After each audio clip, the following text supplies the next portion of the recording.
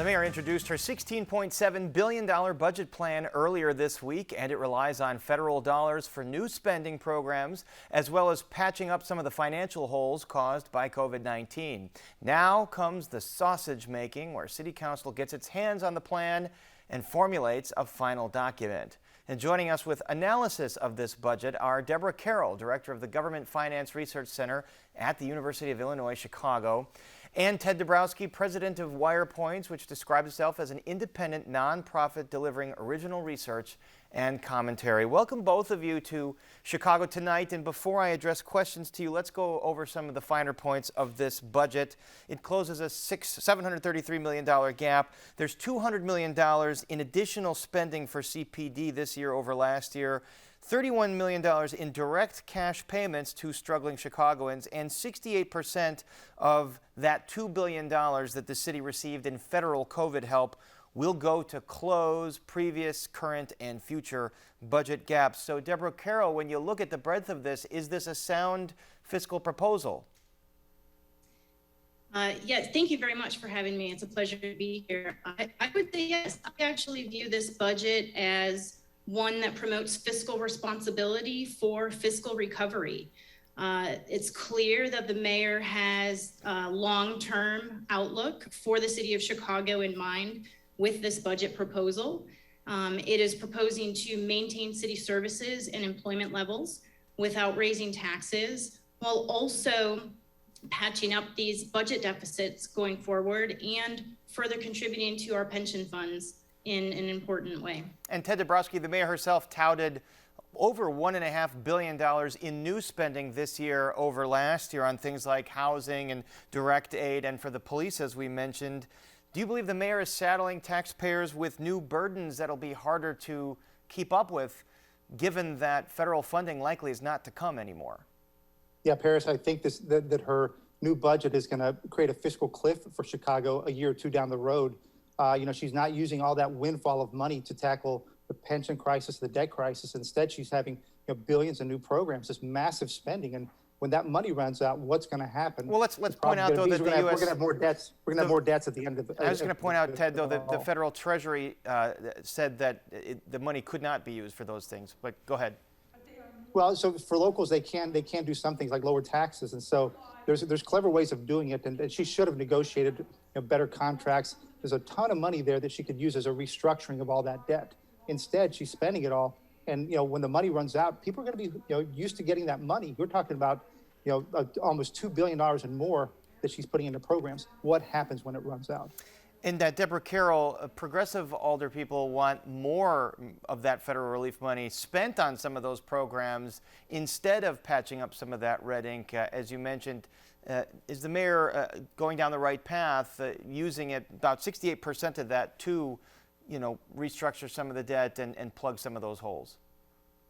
Sure, I think it is a little bit of a difference in viewpoint between more of a short-term focus on economic recovery. It's perfectly understandable. People are hurting right now. This has been a long pandemic, and certainly there are immediate needs within communities. However, at the same time, I think the mayor, again, has this more long-term outlook. So if you'll recall, there was actually a line of credit extended, some short-term borrowing taken out to patch the previous budget deficit.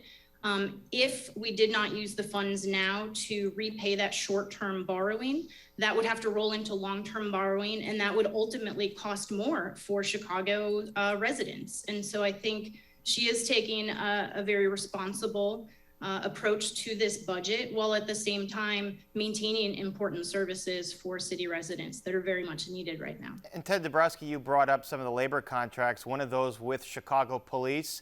8 years of raises, 20% in total. That's going to cost the city more than $200 million this year alone. And the mayor has said that they will pay for that in part by refinancing debt. Does it sound reasonable that they're going to be able to get better rates to the point where they'll be able to pay all that money? I don't think so. Don't forget, she also did the Chicago Teachers Union contract, which she called the most generous contract ever. In 2019. So we've got lots of debts to pay. I think, Paris, what everybody's forgetting is that before COVID, Chicago was the only city in the country, major city, to be rated junk, along with Detroit.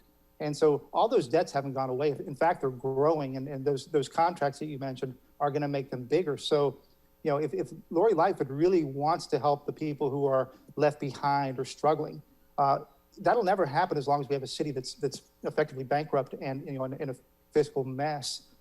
It'll be worse for those very people if we don't start attacking the real problems. Deborah Carroll, a small but significant part of this budget is a pilot program worth $31 million to give $500 a month to the neediest Chicago families. What's your assessment of this program? I think certainly the need is there. The pandemic has disproportionately impacted Chicago residents, and so this part of the public spending will help to ameliorate some of these immediate needs. I think there is some caution to be thrown to the wind, however, because we need to keep in mind that the American Rescue Plan Act funding is non-recurring. And so if we are creating some new programs and adding to spending, we will need to figure out how to finance that spending going forward after this year. And there's some pilot programs in other cities like Gary, Indiana, that were using private or foundation money to fund some of that. Of course, Gary's much smaller than Chicago. And Ted Dabrowski, you mentioned the tax burden in Chicago. A marginal property tax increase here, $76.5 million. Do you think that's a tough blow for property owners, especially given reassessments in the city of Chicago this year? Well, you know, there's been a lot of problems with the assessments and all that, so that's one. But, you know, we have to remember that this property tax hike is on top of the one before that and on top of Mayor Rahm Emanuel's record $580 million. So we've been adding taxes, and of course, Chicago is very good at adding other fees and fines. And so people are getting nickeled and dimed. And I think, you know, when we're in a COVID period and things have been tough, to add more property taxes again, it's just the wrong direction. If we want, Chicago needs to be a thriving city and a bustling city and creating jobs. And we're going the opposite direction, I think, by all the taxes, fees, and then, of course, dependency programs. We shouldn't make people dependent on the government. We should make it just a bustling place that has great jobs and competes with Austin and Atlanta and Houston.